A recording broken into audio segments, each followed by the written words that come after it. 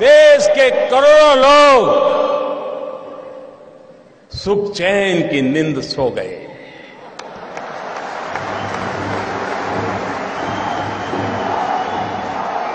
और देश के लाखों लोग नींद के लिए गोलियां खरीदने जा रहे हैं, गोलियां नहीं मिल रही है।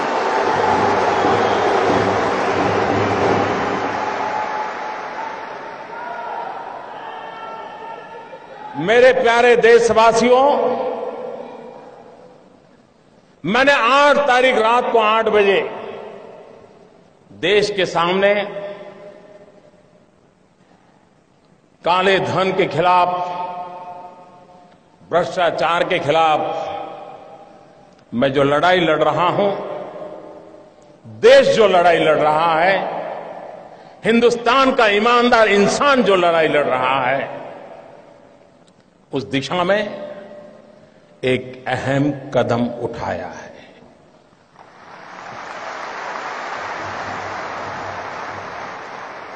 लेकिन कुछ लोग हैं जो अपने ही ख्यालों में खोए रहते हैं। वे अपनी नाप पट्टी लेकर के ही किसी को नापते रहते हैं और उसमें फिट नहीं होता है तो देखते हैं यार कुछ गड़बड़ है। अगर इस देश के अर्थशास्त्रियों ने, इस देश के पल्सिस को समझ करके एनालिसिस करने वालों ने, ये पुरानी सरकारें, पुराने नेता, उनको नाप के तोलने के जो तराजू है, मेरे आने के बाद अगर बदल दिए होते तो ये दिक्कत नहीं आती।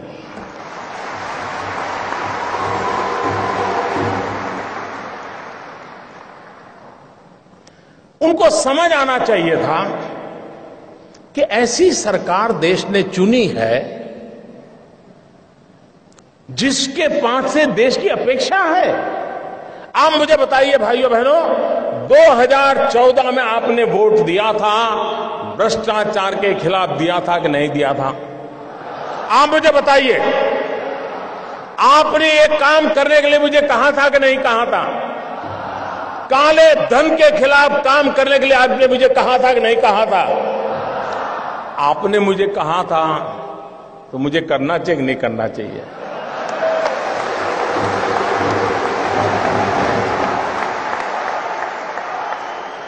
आप मुझे बताइए, आपने जब मुझे ये करने के लिए कहा था तो आपको भी पता था ना भाई ये काम करूंगा तो थोड़ी तकलीफ होगी? पता था कि नहीं था? ऐसा तो नहीं था कि बस आपको ऐसे ही मुंह में पतासा आ जाएगा, ऐसा तो नहीं था ना? सबको मालूम था। ये सरकार बनने के तुरंत बाद हमने एक सुप्रीम कोर्ट के निवृत्त न्यायमूर्ति के नेतृत्व में स्पेशल इन्वेस्टिगेशन टीम बनाई, एसआईटी। दुनिया में कहां कहां ये कारोबार चल रहा है, इस पर ये टीम काम कर रही है और हर 6 महीने वो सुप्रीम कोर्ट को रिपोर्ट कर रही है। ये काम पहले वाली सरकारें टालती रही थी, हमने किया था। अपने यहां कहावत है, पुत्र के लक्षण पालने में। जब मेरी पहली कैबिनेट में पहले ही दिन ऐसा बड़ा कड़ा निर्णय करता हूं तो पता नहीं था कि मैं आगे करने वाला हूं जी। मैंने छुपाया था क्या? कुछ नहीं छुपाया मैंने। हर बार मैंने ये बात कही है और आज मैं आपको इसका ब्यौरा दे रहा हूं। देश मुझे सुन रहा है। मैंने देश को कभी अंधेरे में नहीं रखा है, मैंने देश को कभी गलतफहमी में नहीं रखा है। खुल करके बात कही है और ईमानदारी से।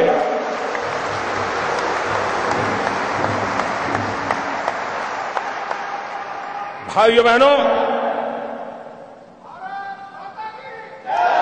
दूसरा जरूरी काम था, दुनिया के देशों के साथ पिछले 50-60 साल में ऐसे एग्रीमेंट हुए थे कि जिसके कारण हम ऐसे बंद गए थे कि हम कोई जानकारियां ही नहीं पा रहे थे। हमारे लिए बहुत जरूरी था कि दुनिया के देशों से पुराने जो एग्रीमेंट है उसमें बदलाव करें, कुछ देशों के साथ नया एग्रीमेंट करें। अमेरिका जैसे देशों को मैं समझाने में सफल हुआ कि आप हमारे साथ एग्रीमेंट कीजिए और आपकी बैंकों में किसी हिंदुस्तानी का पैसा है, आता है या जाता है, हमें तुरंत पता चलना चाहिए। यह काम मैंने दुनिया के कई देशों के साथ किया है, कुछ देशों के साथ अभी भी चल रहा है, लेकिन विश्व में कहीं पर भी भारत की चोरी लूट का पैसा गया है तो उसकी तुरंत जानकारी मिले, इसका प्रबंध पुरजोश तरीके से हमने किया है। हम जानते हैं, आपको भी पता है कि दिल्ली के किसी बाबू का ये गोवा में फ्लैट बना हुआ है ना। मैं गोवा के बिल्डरों से मेरी शिकायत नहीं है, उनका तो काम है मकान बेचना, लेकिन गोवा में जिसकी 7 पीढ़ी में कोई गोवा रहता नहीं है, वो पैदा हुआ कहीं और, काम कर रहा है दिल्ली में, बड़ा बाबू है, फ्लैट खरीदा गोवा में। किसके नाम?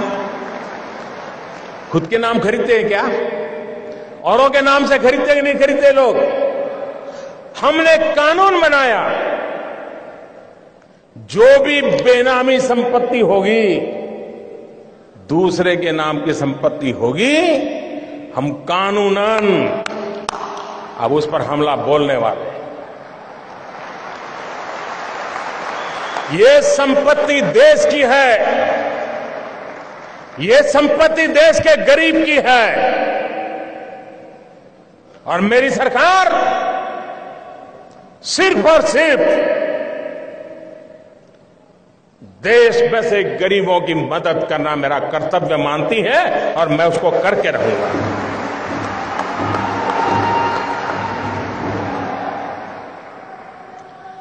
हमने देखा है, घर में शादी हो, ब्याह हो, कुछ काम हो, ज्वेलरी खरीदते हैं, बीवी का जन्मदिन हो, ज्वेलरी खरीदते हैं, कभी सोना खरीदते हैं, और ज्वेलर भी कोई बात नहीं, ले जाइए साहब, थैला भर करके ले आइए, ले जाइए। न बिल देना, न लेना, न कोई हिसाब रखना, कुछ नहीं साहब। चल रहा था कि नहीं चल रहा था? सब कैश चलता था कि नहीं चलता था? ये कोई गरीब लोग करते थे क्या? ये बंद होना चाहिए कि नहीं होना चाहिए? हमने नियम बनाया कि 2 लाख रुपए से ज्यादा अगर आप गहने खरीदते हैं, ज्वेलरी खरीदते हैं, तो आपको आपका पैन नंबर देना पड़ेगा ही। इसका भी विरोध हुआ था। आप हैरान होंगे, आधे से ज्यादा पार्लियामेंट के मेंबर, आधे से ज्यादा मुझे यह कहने के लिए आए थे कि मोदी जी ये नियम मत लगाओ, और कुछ लोगों ने तो चिट्ठी लिखित में मुझे चिट्ठी लिखने की हिम्मत की है। जिस दिन मैं उसको पब्लिक में करूंगा, शायद पता नहीं वो अपने इलाके में जा पाएंगे कि नहीं जा पाएंगे।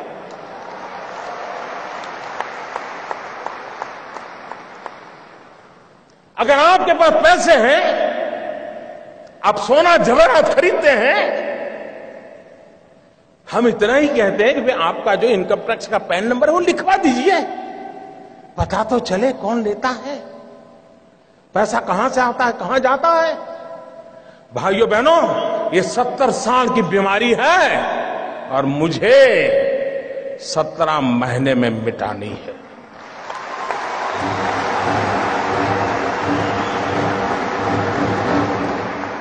भाइयों बहनों,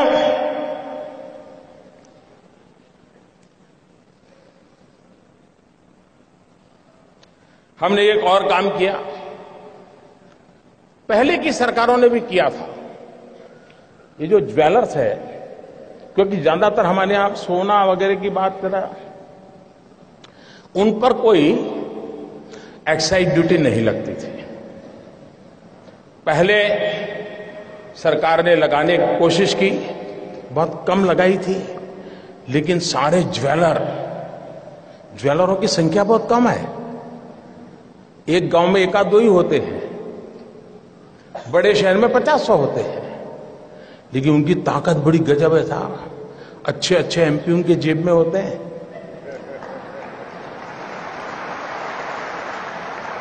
और ज्वेलरी पर जब एक्साइज लगाई तो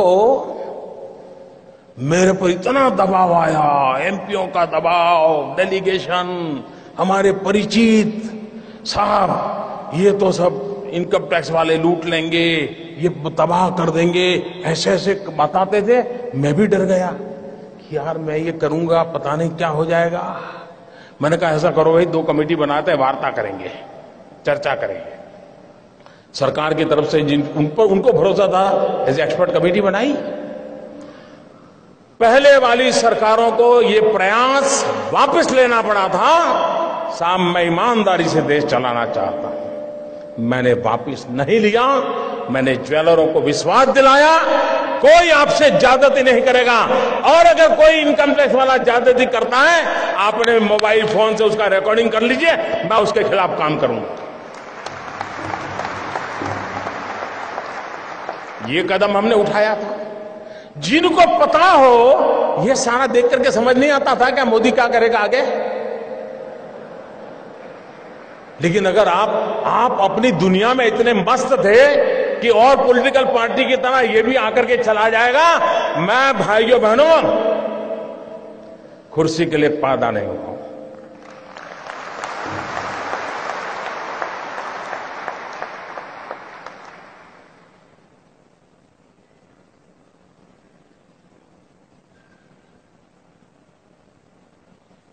मेरे देशवासियों, मेरे घर, परिवार,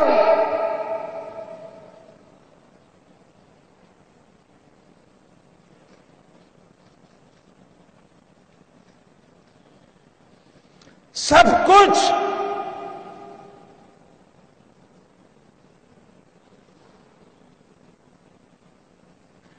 देश के लिए छोड़ा है।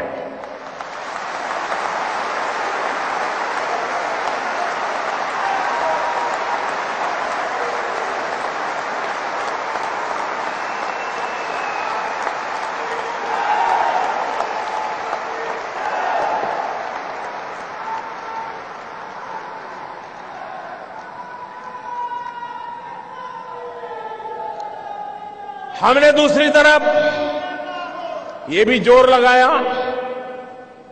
अच्छा कुछ लोग होते हैं मजबूरन कुछ गलत करना पड़ा हो। सब लोग बेईमान नहीं होते जी, सब लोग चोर भी नहीं होते कि मजबूरन कुछ करना पड़ा होता है। वे अगर उनको मौका मिले तो सही रास्ते पर आने को तैयार होते हैं, और ये संख्या बहुत बड़ी होती है। हमने लोगों के सामने स्कीम रखी कि अगर आपके पास ऐसे बेईमानी के पैसे पड़े हैं, गलत पैसे पड़े हैं, तो आप इस कानून के तहत जमा करा दीजिए, इतना दंड भर दीजिए। उसमें भी मैंने कोई माफी नहीं दी। लेकिन व्यापारी लोग चीजों को समझने में बड़े होशियार होते हैं। उनको समझ में आ गया कि ये मोदी है, कुछ गड़बड़ करेगा। आपको जानकर के खुशी होगी, आजादी के 70 साल में ऐसी योजनाएं कई बार आई। पहली बार 67,000 करोड़ रुपीज लोगों ने आकर के दंड समेत जमा कर दिए साहब। और 2 साल में टोटल सर्वे के द्वारा, रेड के द्वारा, डिक्लेरेशन के द्वारा 1.25 लाख करोड़ रुपया जो कहीं हिसाब में नहीं था, वो सरकारी खजाने में जमा हुआ है भाइयों। 1.25 लाख करोड़ का हिसाब आया है। ये 2 साल में किए हुए काम का मैं हिसाब आज गोवा की धरती से पूरे देश को दे रहा हूं मेरे भाई बहन।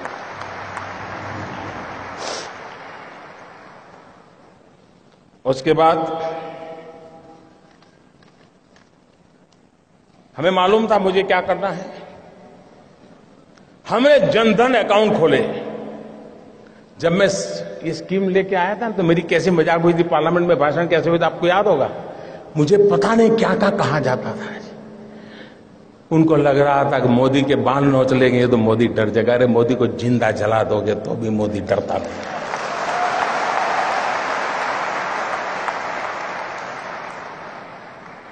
उसके बाद हमने प्रारंभ में आकर के एक काम लिया, प्रधानमंत्री जनधन योजना के द्वारा गरीब से गरीब का बैंक अकाउंट खोलना। उस समय लोगों को समझ नहीं आया कि मोदी बैंक अकाउंट खोला क्यों रहा है। अब लोगों को समझ आएगा कि इस बैंक अकाउंट का क्या फायदा होने वाला है।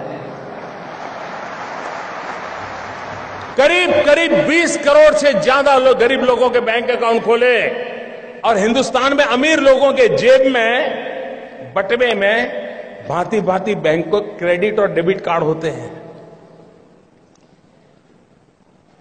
गरीब तो बेचारा सोच ही नहीं सकता था ऐसा भी कोई कार्ड होता है, कार्ड से मिल जाता है कुछ, पता नहीं था उसको। भाइयों बहनों, प्रधानमंत्री जनधन योजना के लिए बहन के खाते खोले ऐसा नहीं, इस देश के 20 करोड़ लोगों को हमने रुपए कार्ड दिया है, डेबिट कार्ड दिया है, और यह आज से 1 साल पहले किया हुआ है।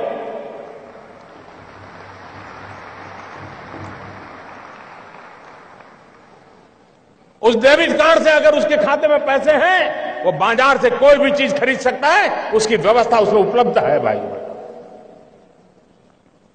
लेकिन लोगों को लगा नहीं, जैसे हर पॉलिटिकल काम होता है वैसे ही पॉलिटिकल काम नहीं था। मैं धीरे धीरे धीरे देश की आर्थिक तबीयत सुधारने के लिए अलग अलग दवाइयां दे रहा था, धीरे धीरे डोज बढ़ा रहा था। मैं डोज धीरे धीरे बढ़ा रहा था।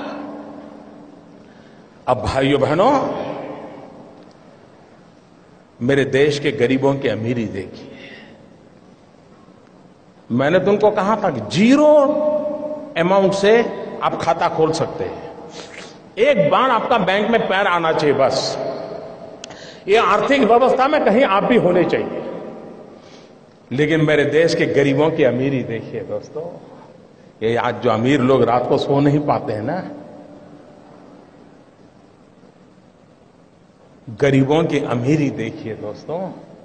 मैंने तो कहा था कि 0 रकम से आप बैंक अकाउंट खोल सकते हैं, लेकिन मेरे देश के गरीबों ने बैंकों में जनधन अकाउंट में 45,000 करोड़ रुपया जमा करवाया दोस्तों, 45,000 करोड़ रुपया। यह देश के सामान्य मानवी की ताकत को हम पहचाने। 20 करोड़ परिवारों को रुपए कार्ड दिया। फिर भी कुछ लोग मानते ही नहीं थे। उनको लगता था यार कोई राजनीतिक गोटी बिठा देंगे तो हो जाएगा मामला। हमने एक बहुत बड़ा सीक्रेट ऑपरेशन किया। मनोहर जी वाला तो मैं नहीं कर सकता हूं।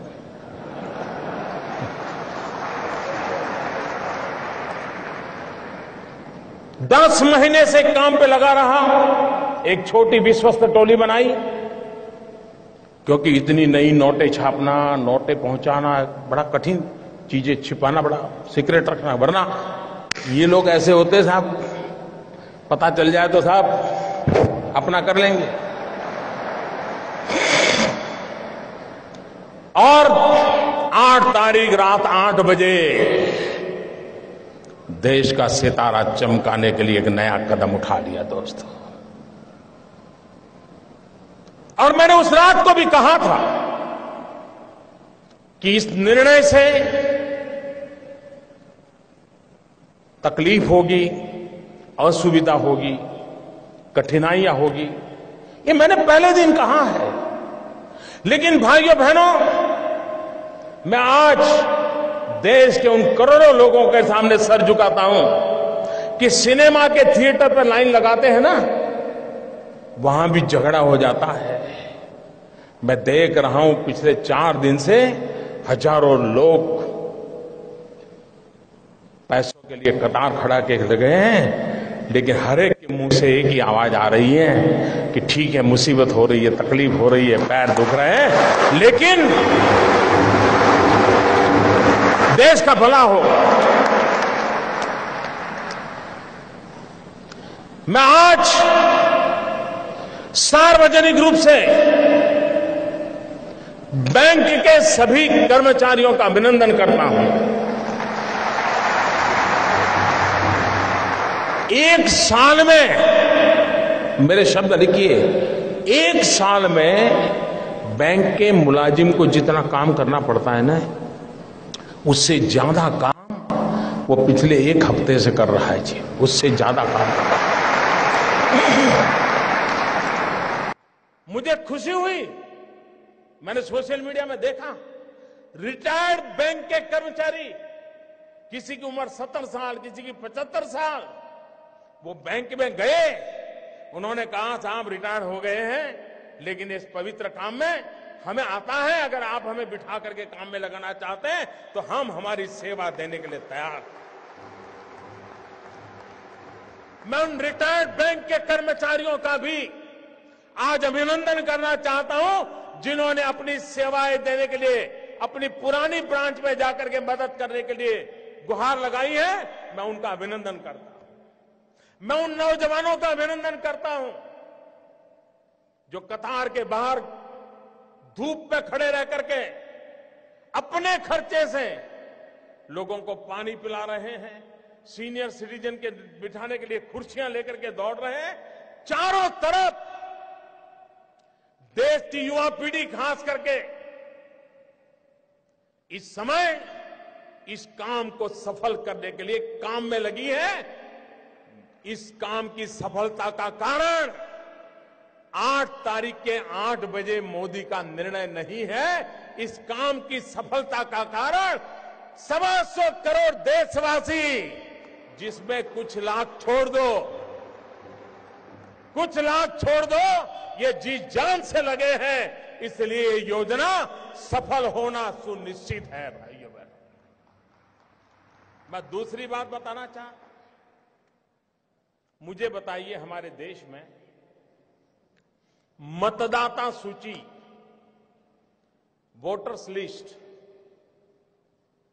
सभी पॉलिटिकल पार्टियां मतदाता सूची बनाने में काम करती है कि नहीं करती है? सरकार की सभी लोग काम करते हैं कि नहीं करते? सारे टीचर्स करते हैं कि नहीं करते? उसके बावजूद भी जिस दिन पोलिंग होता है, शिकायत आती है कि नहीं आती है? मेरा नाम निकल गया, हमारी सोसाइटी का नाम निकल गया, मुझे वोट नहीं देने देते। मुसीबत आती है कि नहीं आती है? इतना सारा ओपन होने के बाद भी तकलीफ आती है कि नहीं आती है? भाइयों बहनों, हमारे देश में चुनाव होता है, चुनाव में तो क्या करना होता है? जाना, बटन दबाना, वापिस आना, इतना ही करना है ना। तो भी इस देश में करीब करीब 3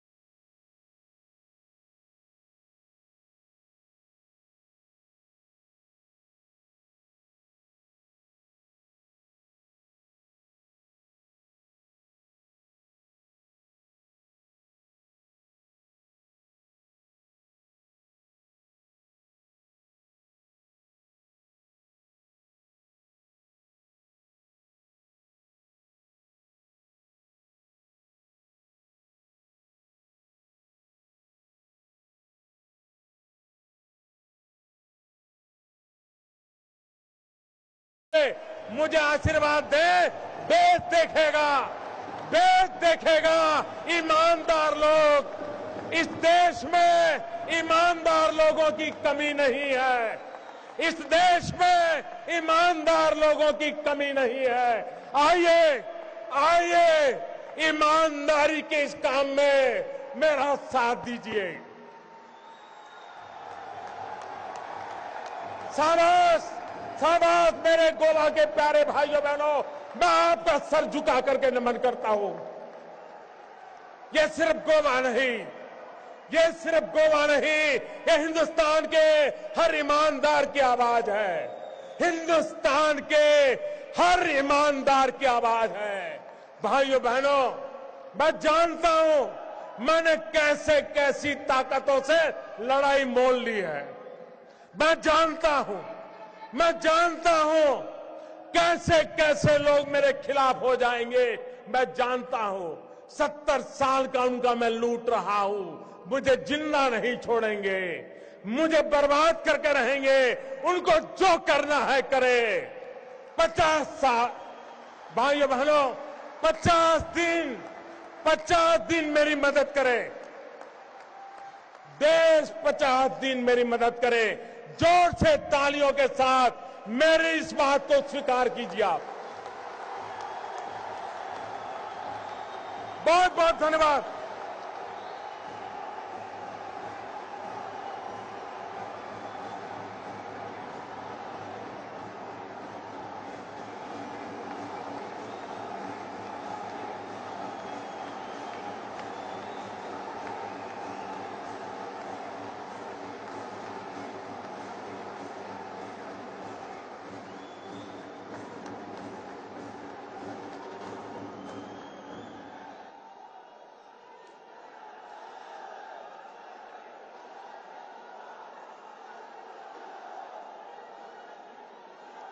देश के उज्जवल भवितव्य के लिए कर्तव्यपूर्ण वचनों और कार्य के प्रति हम सधन्यवाद प्रकट करते हैं।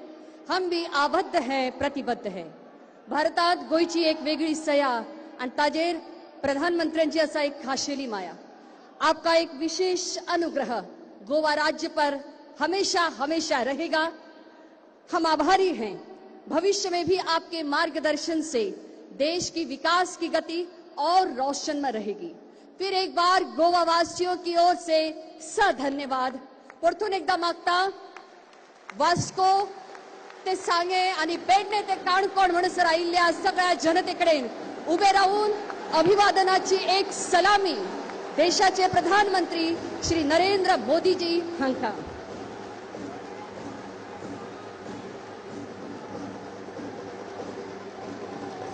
मंचाचेर उपस्थित आशिल्ले सगळ्या मानेस्तांक आम्ही दिनवासता गोयच्या सगळ्या वाठारांतल्यान